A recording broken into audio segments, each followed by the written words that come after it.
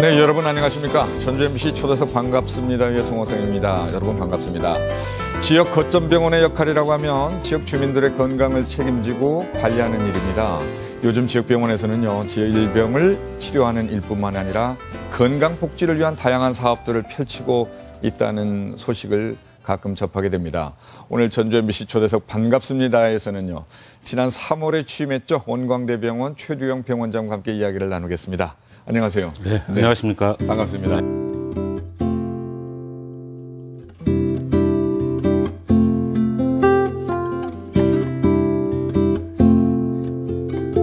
2달 정도 되셨는데 그동안 바쁘셨죠? 어떻게 보내셨어요? 예, 정신없이 아마 2달이 지난 것 같습니다. 외적으로는 인사 문제가 있었고. 예, 당연히 인사들 하시더라고요.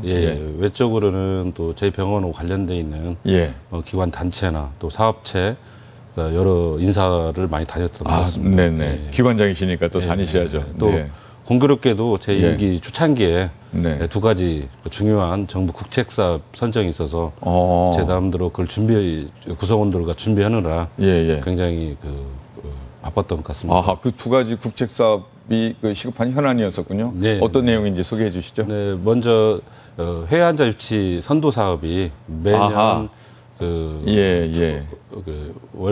3월이나 4월에 지정이 있습니다. 그래서 저희가 그동안 한 5차례 지정을 받아서 회환자 유치에 굉장히 탄력을 받았었는데 다행히 이번에도 11개 지역 병원들이 응모를 했습니다. 근데 그중에 저희가 대상으로 전국적으로 11개 병원이 응모를 했고 3억의 정부 지원을 받게 돼서 원광대 병원이 선정이 됐군요. 굉장히 회환자 유치에 굉장히 탄력을 이렇게 받을 것 같습니다.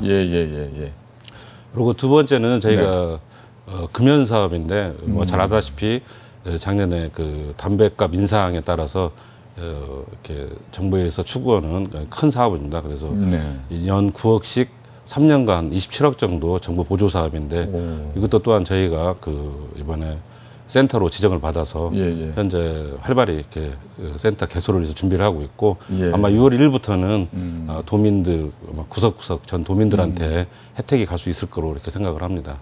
자, 그렇고 또 해외에서 이제 환자들이 오게끔 하는 그런 병원으로 일을 할 수 있도록 지원도 받는 병원이 됐다고 말씀하셨는데요. 어느 나라에서 주로 옵니까, 환자들? 그러니까 아마 저희가 회환자 유치 사업은 처음 출발할 때는 지방이고 또 교통도 좀 불편하고 상대적으로 저희가 면세점이라든지 관광 인프라가 좀 부족해서 상당히 저희가 불가능할 거로 생각을 했습니다. 그래서 제가 실은 8년 전부터 이런 회환자 유치 사업에 뛰어들었는데 다행히 현재 아마 전국 한 10위 정도 저희가 회환자 유치 사업 성과가 있고 지방에서는 한 2번째 내지 3번째 성과가 있습니다. 그래서 그런 회환자 유치 실적뿐만 아니라 또한 저희가 몽골, 필리핀, 카자흐스탄 등 동남아시아나 좀 개발도상국들로부터 의료인들을 계속 저희가 의료인 연수를 담당하는 병원입니다. 그래서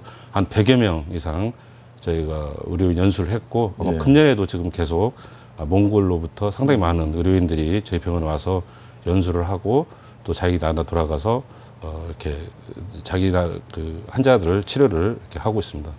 해외 환자 유치하기 위한 계획들을 큰 병원들이 많이 세우고 있는데요.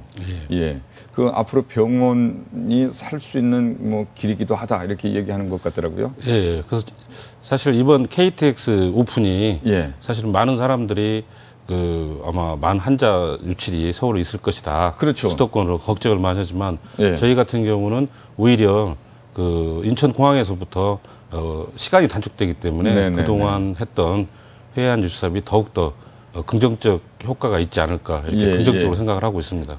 대구나 부산 쪽에 있는 병원들이 어려워졌었다 이런 얘기를 들었었거든요. 왜냐하면 서울로 그냥 가버리시니까 KTX를 이용해서. 그래서 이제 익산의 경우에 원광대 병원이 좀 크게 어려움을 겪지 않을까 싶었는데 저희도 그게 아니군요. 저희도 지역 환자들은 아마 KTX 시간이 단축돼서 상당히 많이 유출이 될 거다. 아마 아까 말씀드렸던 네. 경부선 KTX에서 이미 경험했듯이 예.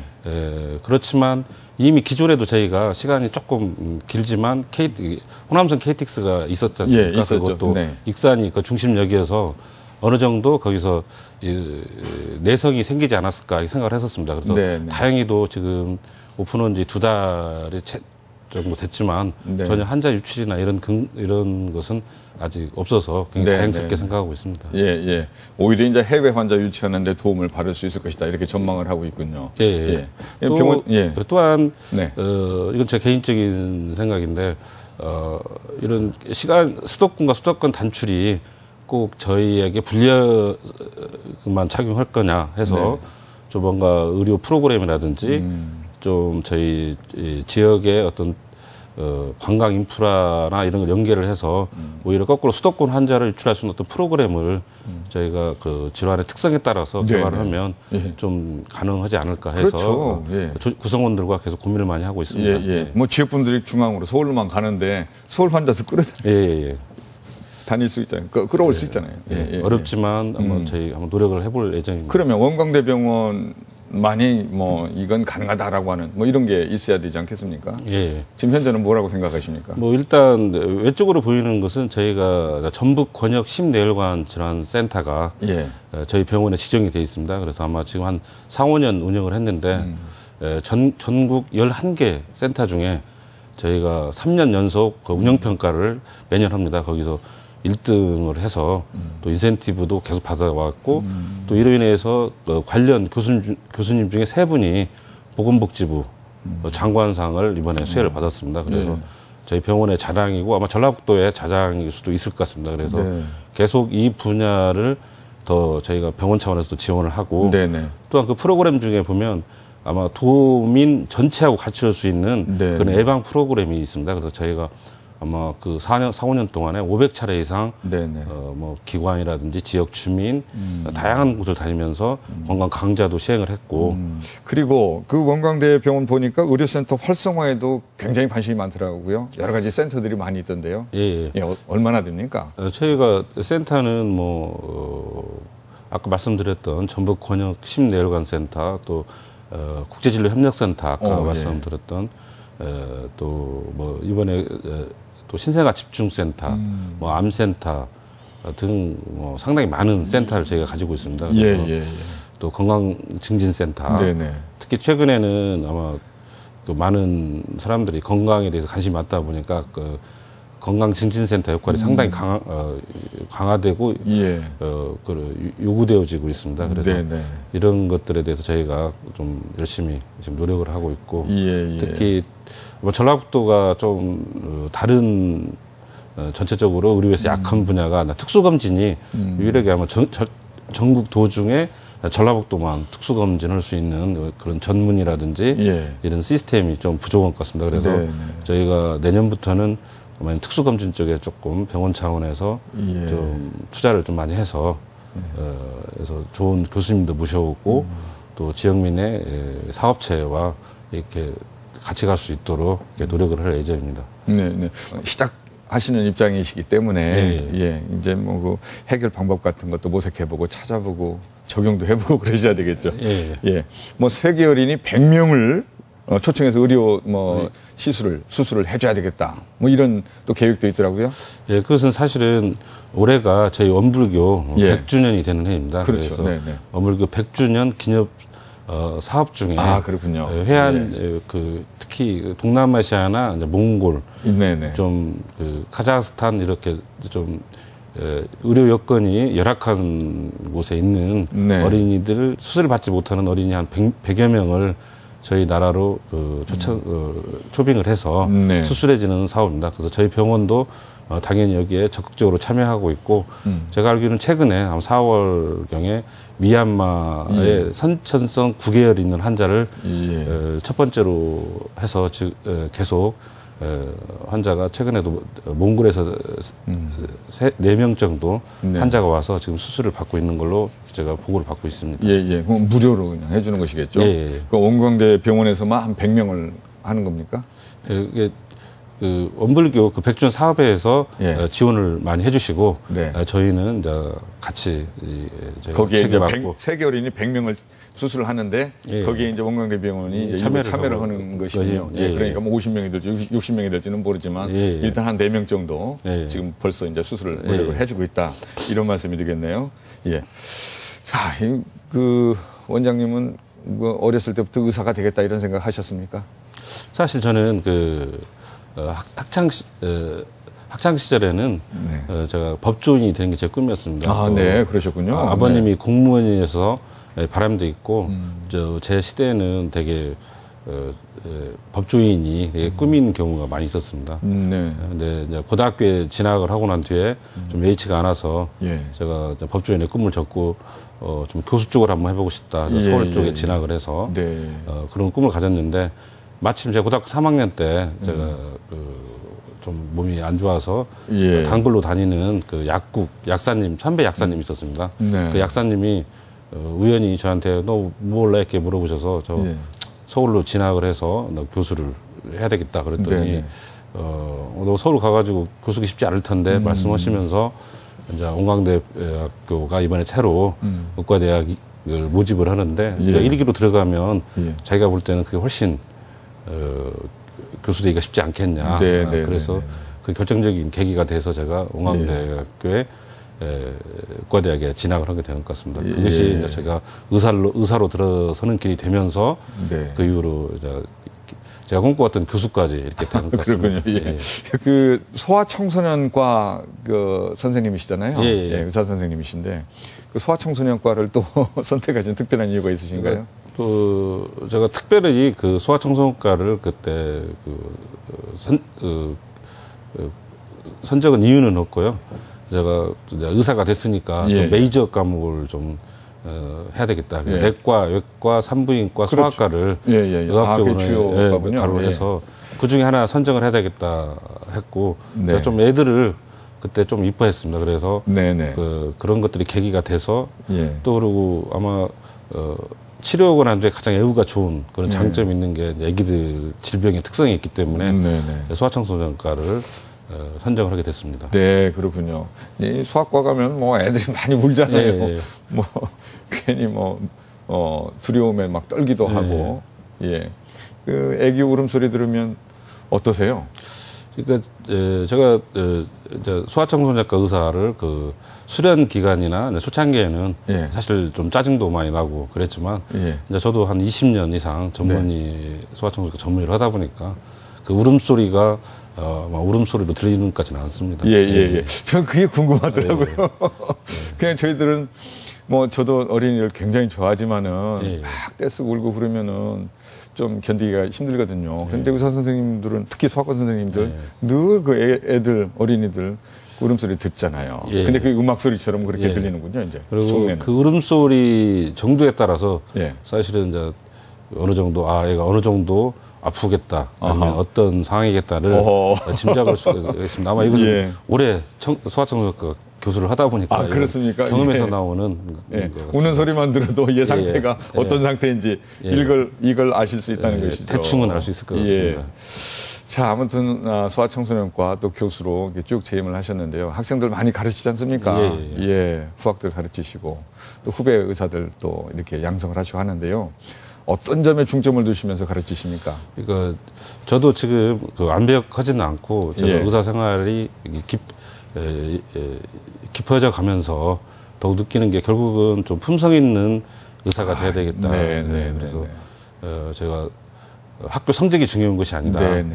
특히 의사로서 가장 중요한 것은 성실함인데 그래서 저는 수업도 출석에 굉장히 포커스를 둡니다. 그래서 속된 말로 공부 못하는 놈은 용서할 수 있어도 수업 빠진 사람은 용서할 수 없다. 품성이 거기에서 온다는 것이죠.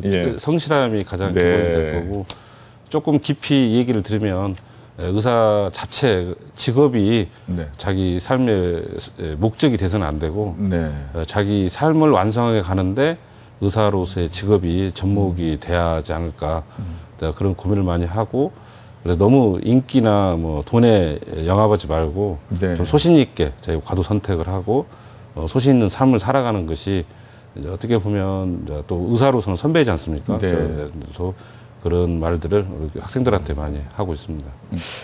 이 지역병원에 이제 아주 우리 전라북도 지역에서는 뭐 아주 중추적인 그런 이제 병원의 병원장 이번에 또 되셨는데요. 예, 지역병원의 그 역할은 뭐라고 생각을 하시는지요? 전라북도에는 크게 저희는 상급종합병원이 전라북도에는 크게 두 개가 있습니다. 저희하고 전북대 병원이 있습니다. 상급종합병원이라고 합니다. 상급종합병원이. 그런데 사실 이 상급종합병원을 유지하려면 최소 인구 인프라가 100만 정도는 돼야 됩니다. 잘 알다시피 전라북도는 인구 인프라가 미흡하기 때문에 사실 두 개를 도차원에서 유지한다는 게 상당히 어렵고 또 인적 인프라뿐만 아니라 이 상급 종합병원을 유지하려면 중증도를 유지해야 되거든요. 중증도란 암이라든지 좀 이렇게 중증도가 있는 질환을 어느 정도 많이 보냐에 따라서 그걸 점수화해서 선정을 이렇게 하고 있습니다. 그래서 물론 병원 차원에서 저희도 그걸 충족하기 위해서 많은 노력을 하고 있지만 또 지역 주민들의 여기에 대해서 관심 또 언론 매체나 뭐 지역 단체에서도 좀 관심을 가져주시고 좀 이렇게 지원을 홍보라든지 이런 지원을 좀 해주셔야 유지가 되고 물론 내적인 노력이 우선돼야 되겠지만 그런 문제가 해결이 되어야만이 저희가 만약 상급종합병원이 전라북도에 하나가 없었을 때는 아마 지역 주민한테는 굉장히 많은 그 의료의 질이 떨어질 수밖에 없는 그 의료 전달 시스템이 돼 있습니다. 그래서 좀 같이 저희가 노력을 해야 될 것 같습니다. 또 그렇지만 저희가 이 어려운 환경 속에서 저희가 이렇게 상급 종합병원을 유지할 수 있었던 것은 사실은 많은 저희 지역민들이라든지 전라북도를 비롯한 지방자치단체들의 도움과 또 지원이 없었으면 뭐 거의 관심과 배려 가끔 혼내주기도 하시고 채찍이 없었으면 아마 힘들었을 거로 생각을 합니다. 그렇지만 아까 앞서 말씀드렸듯이 또 그런 동면의 양면 같은 그런 특성을 가지고 있어서 서로 사랑하고 노력하고 이런 모습으로 갔으면 좋겠습니다. 우리 그 병원장님께서는 이제 앞으로 이제 새롭게 병원장 18대 병원장으로서 원광대 병원을 이끌어 가실 입장이신데요. 그 지향하는 목표점이 있을 거 아닙니까? 어떤 병원으로 이제 이끌어 가겠다 이런 점이 있으실 텐데요. 앞으로 2 내지 4년 정도가 아마 가장 예측이 의료 환경이 급변할 거라 이렇게 예측을 하고 있습니다. 그래서 따라서 여기에 적응하기 위해서는 뭔가 변화와 혁신이 가장 요구되는 게 있고 이게 뭐 저희 병원뿐만 아니라 모든 병원들이 안고 있는 현상입니다. 그래서 제 나름대로 경영 핵심 전략을 좀 세웠는데 하나는 뭐 병원의 근본이죠. 그래서 환자를 최우선으로 섬기는 환자 중심 병원을 더욱더 강화를 해서 하겠다. 둘째는 조직원 구성원 간에 이제 경계 없는 이렇게 소통을 통해서 많은 정보를 구성을 하고 또 서로 이렇게 상호 협력을 해서 미래의 성장 동력을 찾겠다. 뭐 이런 게 있습니다. 그리고 세 번째는 찾아가기 서비스인데 환자를 기다리지 않고 저희가 직접 뭐 사업체나 아니면 기관 단체 지금도 많이 MOU를 맺고 있습니다. 그래서 MOU라든지 상호 협력을 할 수 있는 뭐 건강검진 프로그램을 저희가 제공해 준다든지 뭐 이런 많은 프로그램을 같이 할 수 있는 이런 것들을 만들어서 저희가 하여튼 지역 주민들이한테 최고의 어떤 의료질을 확보할 수 있는 이런 의료를 제공을 해드리고 또 나아가서 저희 병원의 변화와 혁신을 지속적으로 추구해서 좀 국내를 넘어서 좀 세계적인 병원으로 갈 수 있도록 이렇게 야심찬 생각을 하고 있습니다.